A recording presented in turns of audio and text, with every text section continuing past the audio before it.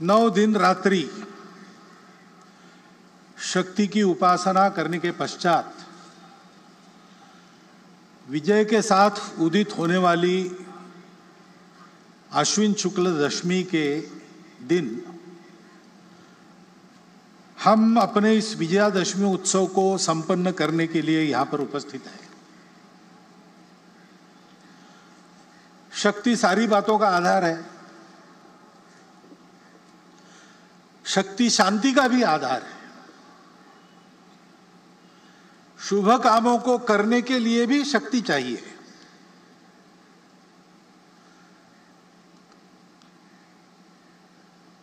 जो न दुख को दुख मन में मानता, धूल सुख की खोज की ना छानता, मोह आकर्षण भरे इस विश्व में राह अपने ध्येय की पहचानता। ये भाई अपना खुद का सुपरमार्केट बना के महीने का 10 लाख कमा रहे हैं। हाँ, सिर्फ पैसे वाले नहीं, आप भी कर सकते हैं। फ्रीडम ऐप को अभी डाउनलोड कीजिए। दूसरों के दुख को दूर करना, उसके लिए विष भी पीना जिसको स्वीकार है, ऐसे व्यक्ति को भी साधना के द्वारा शक्ति का अर्जन करना पड़ता है, क्योंकि साधना ही मुक्ति का शुभ द्वार है। शक्ति भी तो शांति का ही आधार है। ऐसे शक्ति उपासना का यह उत्सव है, विजय का यह उत्सव है, और संयोग है कि उसमें प्रमुख अतिथि के नाते उपस्थित श्रीमती संतोष यादव जी उसी शक्ति का, ऊर्जा का, चैतन्य का प्रतिनिधित्व करने वाली है। गौरी शंकर की ऊंचाई को 2 बार उन्होंने पाटा है। संघ के कार्यक्रम में ऐसे समाज की जो कर्तृत्व संपन्न, प्रबुद्ध, सबके लिए आदर्श उपस्थित करने वाली माता भगिनी है, उनको निमंत्रित करना, उनका उपस्थित रहना, उनका प्रमुख अतिथि बनना, यह डॉक्टर साहब के समय से ही चलता आ रहा है।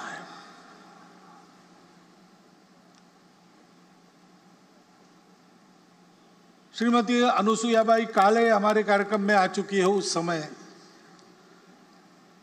भारतीय महिला परिषद, इंडियन वुमेन्स कॉन्फ्रेंस की उस समय की अध्यक्षा राजकुमारी अमृत कौर भी यहाँ के शिविर में आ चुकी है। दिसंबर 34 में शिविर हुआ था, उसमें भी अध्यक्षता ऐसी एक महिला ने की थी, और तब से चलता आ रहा है।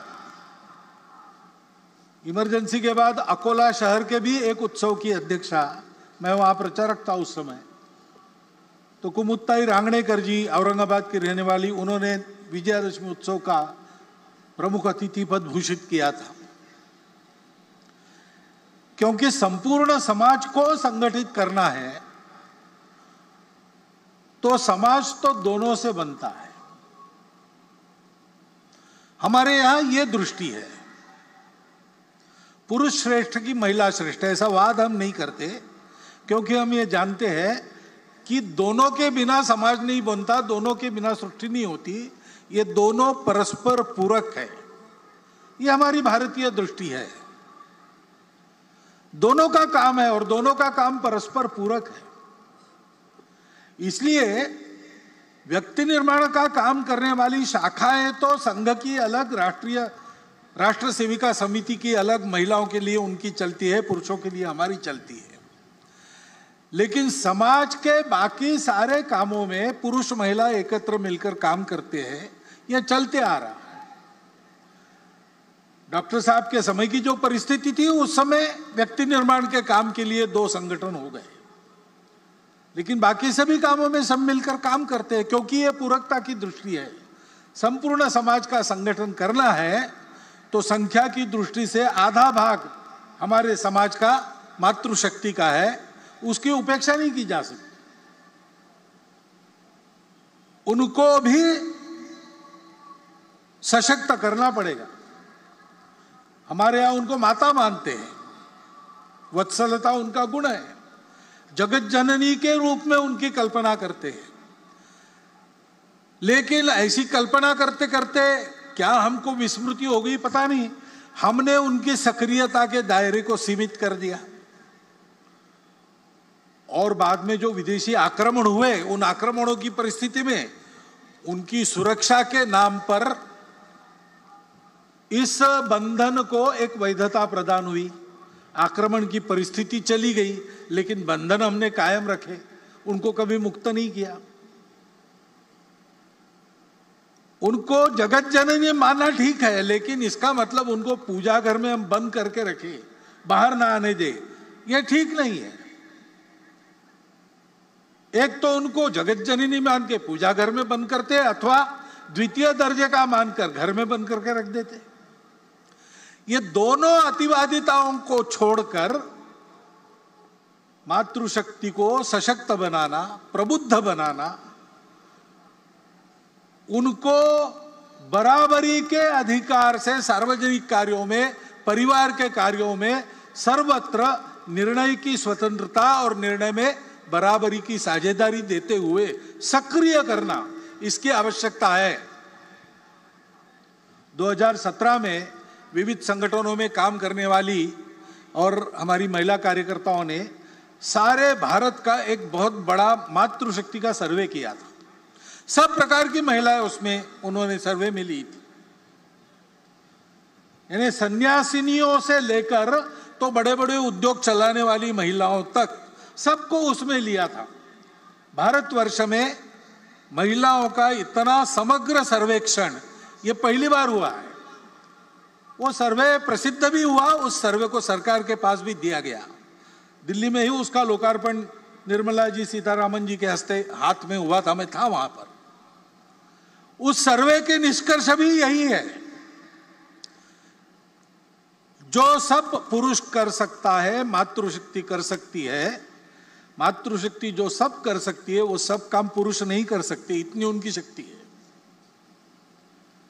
और इसलिए उनको इस प्रकार प्रबुद्ध बनाना, सशक्त बनाना, उनका सशक्तिकरण करना, उनको काम करने की स्वतंत्रता देना और कार्यों में बराबरी की सहभागिता देना। दुनिया भर में जो व्यक्तिवादी और स्त्री मुक्तिवादी आंदोलन चलते हैं, उनके 5वें फेज के बाद अब 6वां फेज चल रहा है, उसमें वो भी अपने दृष्टिकोण को अनुभवों से मोड़कर इसी रास्ते पर आ रहे हैं। और इसलिए उस मातृशक्ति के जागरण का महत्वपूर्ण काम अपने परिवार से प्रारंभ करते हुए सार्वजनिक कार्यों में, संगठन संस्थाओं में भी उसको लागू करते हुए हमको समाज के पास ले जाना पड़ेगा, क्योंकि बिना उनके सहभाग से पूर्ण समाज की संगठित शक्ति खड़ी नहीं होगी। और पूर्ण समाज की संगठित शक्ति जब काम करने लगेगी, तब अपने देश के नवोत्थान के सारे प्रयास पूर्ण सफल होंगे, तब तक नहीं होंगे। आज हम उस नवोत्थान की आहट देख रहे हैं। हमारी प्रतिष्ठा दुनिया में बढ़ गई है, हमारी विश्वासार्हता बढ़ गई है। जिस प्रकार से हमने श्रीलंका के संकट में उसकी सहायता की, यूक्रेन के भूमि पर अमेरिका और रशिया की जो लड़ाई हो रही है, उसमें अपने देश के हित को ध्यान में रखते हुए और जागतिक मानवता के हित को भी कम न करते हुए जिस प्रकार की भूमिका हमने रखी, हमारी बात सुनी जा रही है, हमारा वजन बढ़ रहा है, हमको बड़ा आनंद होता है। राष्ट्रीय सुरक्षा के मामले में हम उत्तरोत्तर सफल होते चले जा रहे हैं और स्वावलंबी होते चले जा रहे हैं। कोरोना की विपदा से बाहर आने के बाद अब हमारी अर्थव्यवस्था धीरे धीरे पूर्व स्थिति पर आ रही है और वो आगे जाएगी, ऐसी भविष्यवाणी दुनिया के सभी अर्थतज्ञ कर रहे हैं। खेल के क्षेत्र में भी नीतियों में जो अच्छा परिवर्तन आया है वो तो है ही, लेकिन हमारे खिलाड़ी ओलंपिक्स में और पैरा ओलंपिक्स में भी अपनी कर्तृत्व को दिखा रहे, विजय प्राप्त करके देश का नाम रोशन कर रहे, अभिमान से हमारा सीना फूल जाता है। अभी अभी दिल्ली में कर्तव्य पथ का उद्घाटन हुआ, लोकार्पण हुआ। उसमें प्रधानमंत्री जी के भाषण में उन्होंने अपने देश के नवोत्थान के इस उदय काल के दृश्य को स्पष्ट किया है। सांस्कृतिक प्रतीक, आर्थिक प्रगति के प्रतीक, हमारे देश के स्वाभिमान के प्रतीक, स्वतंत्रता के लिए जिन्होंने अपना प्राणार्पण किया, उनके गौरव के प्रतीक कैसे कैसे खड़े हो रहे, उसके पीछे अपने समाज का कर्तृत्व कैसे दौड़ रहा है, इस सारा वर्णन आपने भी सुना है। इस नवोत्थान की आहट को सुनकर हम भी प्रसन्न होते हैं और हम भी कदम से कदम मिलाकर आगे बढ़ने की इच्छा करते हैं। लेकिन इस दिशा में आगे बढ़ना है तो आत्मनिर्भर, ऐसा शब्द उपयोग करते हैं हम। आत्मनिर्भर भारत की आहट हो रही है, लेकिन हमारी आत्मा क्या है, उसकी स्पष्ट जानकारी चाहिए। गोलमोल नहीं चलेगा, क्योंकि आत्मनिर्भरता के पथ का प्रकाश वो आत्मा ही देती है। तो हम क्या है, हमारी आत्मा क्या है, इसकी जानकारी स्पष्ट, और शासन, प्रशासन, समाज, नेतृत्व, कार्यकर्ता, इन सब में समान प्रकार की होनी चाहिए। ऐसा होने से हमारा पथ स्पष्ट होता है,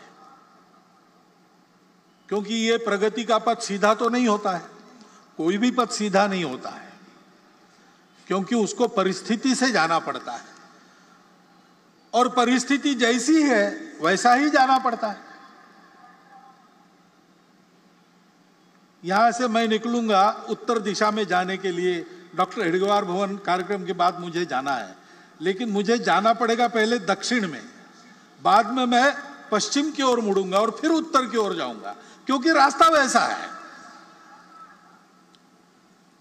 तो ये लचीलापन तो रखना पड़ता है। मुझे उत्तर में जाना है, बीच में पहाड़ हो, खाई हो, कुछ भी हो, मैं दिशा नहीं बदलूंगा। ऐसा करेंगे तो संकट में पड़ जाएंगे, कदाचित पहुंच नहीं सकेंगे।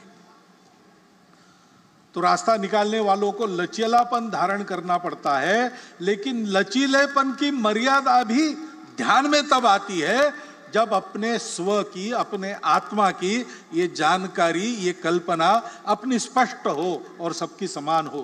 क्योंकि सबकी समान कल्पना ऐसी होने के बाद एक विश्वास रहता है, उस विश्वास के कारण आपसी समझदारी बनती है, लचीलेपन के कारण अविश्वास नहीं आता है। तो परस्पर समझदारी, विश्वास का भी वातावरण बनता है, और जिनको लचीला होना पड़ता है उनको कितना लचीला होना है और कितना नहीं होना है, पैर कहां पक्के जमाने हैं और शाखा पल्लव कैसे कैसे हवा में मोड़ने हैं, इसकी समझदारी प्राप्त होती है।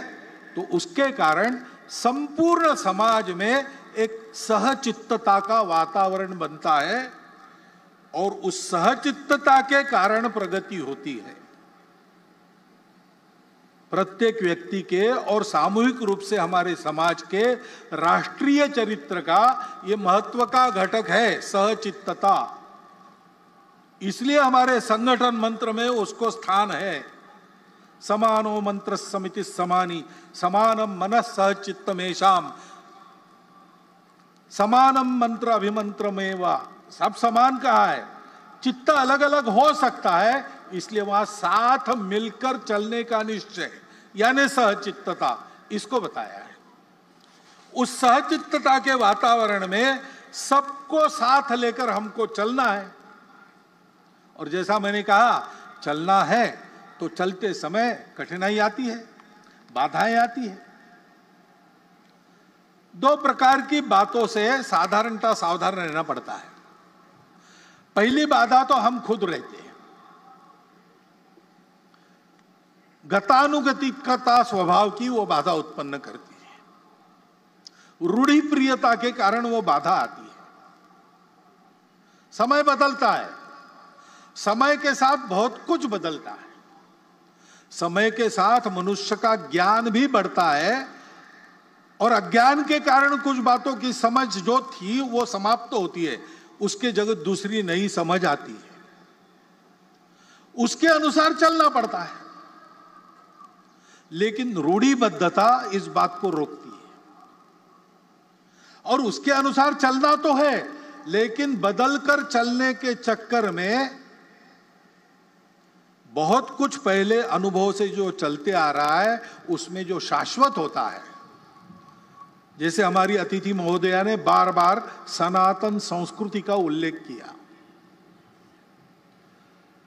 वो जो सनातन शाश्वत संस्कृति के मूल्य है उनको छोड़ने से काम नहीं चलता। उसी बुनियाद पर नया युगानुकूल देशानुकूल प्रतिमानक कौन सा होगा, ऐसा विचार करके चलना पड़ता है। तो नित्य नूतन होना पड़ता है, लेकिन चिर पुरातन भी रहना पड़ता है। सनातन और नित्य नूतन ये साथ चलते हैं। बिना सनातन के नित्य नूतनता भटका देती है, कटी पतंग हो जाती है। और बिना नूतनता के, वो अंग्रेजी कविता प्रसिद्ध है, old order changeth yielding place to new, lest one good question should corrupt the world. परिवर्तन ये दुनिया का नियम है, उसके साथ चलना पड़ता है, लेकिन उसके साथ चलते चलते भटक न जाए, इसलिए सनातन पर पैर पक्के रखने पड़ते हैं। ये करने से मन की गतानुगतिकता हमको रोकती है। हमको उससे बाहर आकर अपने उस सनातन संस्कृति के मूल्यों का युगानुकूल देशानुकूल अभिव्यक्ति करने वाला रूप क्या है, संपूर्ण दुनिया से जो आता है उसमें भी लेने लायक क्या है, उसको देशानुकूल कैसे बनाते, ऐसा विचार करना पड़ेगा। दूसरे प्रकार की जो बाधा है, सनातन मूल्यों का क्षरण न हो, ये देखकर चलते समय और भी एक बाधा है, वो बाहर से आती है, जो भारतवर्ष की प्रगति को होने नहीं देना चाहते। उसलिए भारतवर्ष के समाज में किसी प्रकार का सद्भाव सामंजस्य जो नहीं चाहते, जिनके स्वार्थों को मार मिलेगी ऐसा उनको डर लगता है, ऐसा होने से वो सारी शक्तियां बाधा उत्पन्न करती है। अब उनके साधन भी होते हैं, अपना स्वार्थ साधने के लिए असत्य विमर्श पैदा करते हैं, गलत विमर्श पैदा करते हैं, हमको भटकाने के लिए, हमारे मन में द्वेष उत्पन्न करने का प्रयास करते हैं, हमारे बीच दूरियां बढ़ाने का प्रयास करते हैं। ऐसे सतत उनके प्रयास चलते हैं जिससे इस देश में एक आतंक का वातावरण हो, कलह बढ़े, देश में एक प्रकार से अराजकता हो जाए, नियम कानून के प्रति सम्मान न रहे, किसी को और कोई बंधन न रहे, डर न रहे, अनुशासन न रहे। इस प्रकार की कार्रवाइयां उनकी चलती रही है, वर्णन करने का जरूरत नहीं, हम सबको पता है, हम सब उसको अनुभव कर रहे हैं। और हम उनको पैठ दे इसलिए वो हमसे नजदीकी जताते हैं, जाति के नाम पर, पंथ संप्रदाय के नाम पर, अपने निहित स्वार्थों के नाम पर भी हमारे हमदर्द बनकर आते हैं। उनके इस चंगुल में फंसना नहीं। राष्ट्र विरोधी ऐसी बातों का निर्भयतापूर्वक और निर्मोही होकर अपने पराये का विचार न करते हुए हमको निषेध ही करना पड़ेगा, प्रतिकार भी करना पड़ेगा। शासन प्रशासन इनको नियंत्रित या निर्मूल करने का जो प्रयास करता है उसमें उनके सहयोगी बनना पड़ेगा। ये कार्रवाइयां चल रही है, भोलेपन से समाज उसमें फंसे नहीं। एक बहुत पुराना मराठी भावगीत मुझे याद आता है, शायद लता जी ने ही गाया है। उसमें यह कहा गया है, वाढवीत भेद भावा दुष्टतोचा फिरतो कावा। भेद भावों को बढ़ाते हुए दुष्टता अपने छल कपट कर रही है। गाठुनिया भोळ्या जीवा अंधारात घालील घाव। अंधेरे में आघात करेंगे लोगों के भोलेपन का लाभ उठाकर। चित्त नित्य सावध ठेवा, नित्य सावधान रहो। एक लक्ष्य लाओ न डोळे, एक लक्ष्य के तरफ अपनी नजर गड़ा के रखो। उस लक्ष्य का भान रख के सावधान रहो। वो लक्ष्य क्या है? स्वाभाविक है, भारत का परम वैभव यही अपना लक्ष्य है। और इस लक्ष्य के लिए इस प्रकार सजगता से समाज का सबल और सफल सहयोग आवश्यक है। क्योंकि परिवर्तन आता है, परिवर्तन लाने वाले उपकरण रहते हैं, शासन है, प्रशासन है, समाज में तरह तरह के संगठन है, संस्थाएं हैं, एनजीओ काम करती है। लेकिन इन सबकी यशस्विता समाज का जब तक उनको समर्थन मिलता नहीं, समाज में जब तक वो परिवर्तन आता नहीं, तब तक ये सफल नहीं होती। कई इसके उदाहरण हैं। अब कई बार हम लोग मातृभाषा माध्यम, हमारे बच्चे अपनी भाषा को भूल रहे हैं, आजकल लोगों को समझ में नहीं था, तकरार करते, ये भी कहते हैं नीति में चाहिए, नीति में चाहिए। अब नई शिक्षा नीति आई, उसके तहत उच्च शिक्षा तक धीरे धीरे मातृभाषाओं का आगमन हो रहा है। आगे चल के लागू हो जाएगा, पुस्तकें भी तैयार हो जाएगी, पढ़ाने वाले भी तैयार हो जाएंगे। लेकिन क्या हम अपने बच्चों को मातृभाषा माध्यम में पढ़ाने के लिए भेजते हैं? कि एक जो मिथक चलता है, करियर के लिए अंग्रेजी आवश्यक है। करियर के लिए अंग्रेजी आवश्यक नहीं है। मैं अकेला ये नहीं कहता हूं।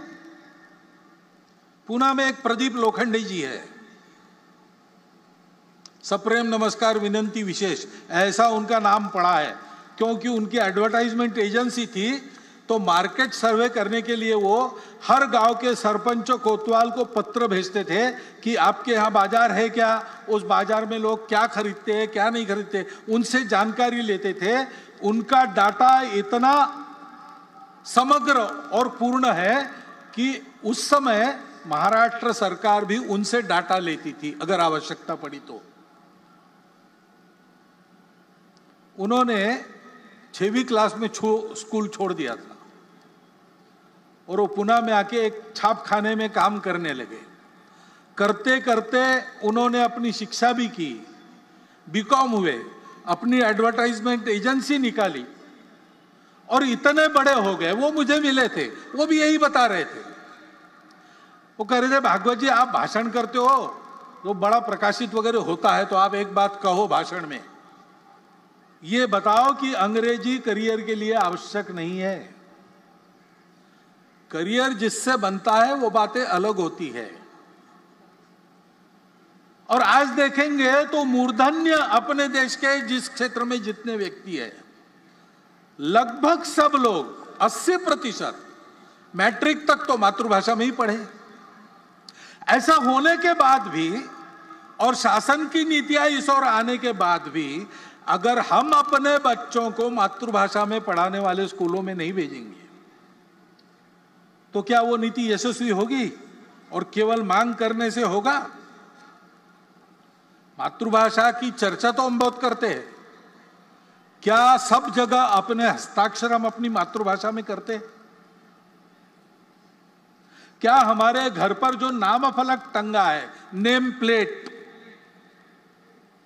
उस पर हमने अपना नाम, अपने कुल का नाम मातृभाषा में लिखा है?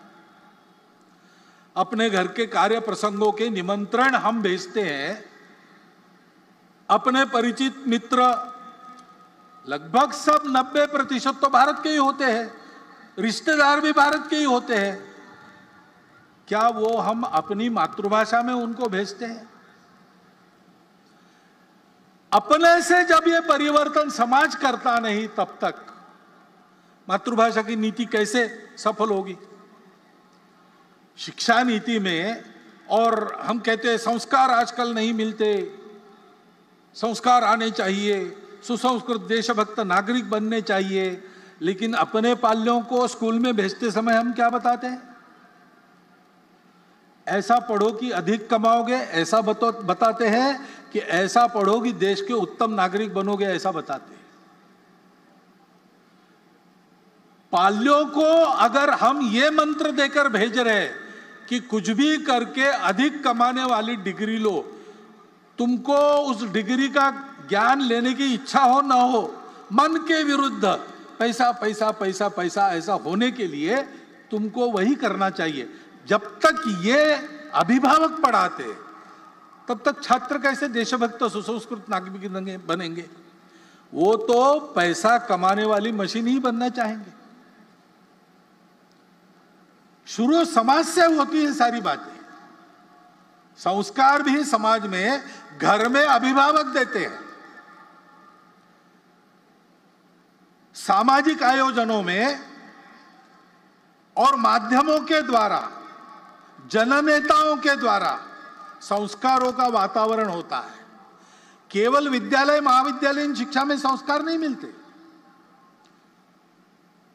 हमको परतंत्र बनाने वाली शिक्षा जब शासन के संपूर्ण आशीर्वाद से लागू थी स्वतंत्रता के पूर्व, तो हमारे स्वतंत्रता के लिए हमारी सनातन संस्कृति के आधार पर नए भारत की कल्पना करके संघर्ष करने वाले सबके सब लोग उसी शिक्षा पद्धति में से निकले। लोकमान्य तिलक कहां पढ़े थे? गुरुकुल में नहीं पढ़े थे। महात्मा गांधी गुरुकुल में नहीं पढ़े थे। योगी अरविंद गुरुकुलों में नहीं पढ़े थे। डॉक्टर हेडगेवार की शिक्षा अंग्रेजी पद्धति से हुई थी। लेकिन ये सब लोग देशभक्त सुसंस्कृत लोग क्यों बने? तो केवल स्कूली शिक्षा पे निर्भर नहीं थे। घर का वातावरण, समाज का वातावरण, इसके कारण उनके संस्कार बने। समाज का यह दायित्व बनता है, प्रत्येक परिवार का जो समाज की छोटी इकाई है उसका यह दायित्व बनता है। वहां परिवर्तन नहीं आएगा तो कैसे शिक्षा नीति संस्कार लाने में सफल होगी? दूसरी ऐसी स्वास्थ्य की आवश्यकता रहती है। हम चाहते हैं, हमारा प्रस्ताव भी है, आप सबकी इच्छा है कि सबको सुलभता से मिले, सस्ते में मिले, और समग्र विचार करके, सभी पाखियों का विचार करके जिसको जो लागू होता है ऐसा देने वाली, एक शब्द चलता है प्लूरोपैथिक, ऐसी चिकित्सा पद्धति, ऐसी चिकित्सा व्यवस्था सरकार करे। ठीक है, लेकिन स्वास्थ्य केवल उपचार पर निर्भर नहीं रहता। बीमार होने पर उपचार की बात है, बीमार न होने के लिए कुछ करना पड़ता है। इलनेस की व्यवस्था हमारी अपेक्षा ठीक है, लेकिन वेलनेस का काम हमको भी करना पड़ता है। अब सरकार के नीति के कारण और उनके आशीर्वाद से भी योग की बात रूढ़ हो रही, सब लोग योगासन करें ऐसा प्रयास चल रहा है। संयम की आदतें, सार्वजनिक स्वच्छता की आदतें, इन सारी बातों में शासन की नीति तो अग्रसर हो रही। हमारी आदतें बदली है क्या? हम अपना कचरा कहां पर डालते हैं? हम अनावश्यक कचरा करते हैं क्या? अपने पर्यावरण को, अपने घर के परिवेश को स्वच्छ रखते हैं कि नहीं रखते? हमारी स्वयं की आदतें स्वच्छता की है कि नहीं? कितनी बातें सोचनी पड़ेगी। समाज जब तक सहयोग नहीं करता, व्यवस्था यशस्वी नहीं होती। केवल डॉक्टर अंबेडकर साहब ने कहा था कि संविधान के द्वारा सबको आर्थिक स्वतंत्रता और राजनीतिक स्वतंत्रता का लाभ हुआ है, परंतु वो पूरा का पूरा मिले, अमल में आए, इसलिए सामाजिक स्वतंत्रता की आवश्यकता है और वो समाज की लानी पड़ेगी। कानून नियम तो बने, बाद में भी बने और आज भी बन रहे हैं। समाज में विषमता का निर्मूलन हो और समता को लाया जाए, यह उद्देश्य बताकर, यह उद्देश्य बनाकर भी नियम कानून तो बन रहे हैं, लेकिन विषमता रहती कहां है? विषमता तो हमारे आपके मन में रहती है। ऊपर ऊपर का इलाज होने से क्या होगा? अंदर तो नासूर सड़ता रहेगा। और इसलिए मन से उसका निर्मूलन होना चाहिए, समाज मन से विषमता चली जानी चाहिए। उसके लिए हम सबको काम करना पड़ेगा। ये भाई अपना खुद का सुपरमार्केट बना के महीने का 10 लाख कमा रहे हैं। हाँ, सिर्फ पैसे वाले नहीं, आप भी कर सकते हैं। फ्रीडम ऐप को अभी डाउनलोड कीजिए।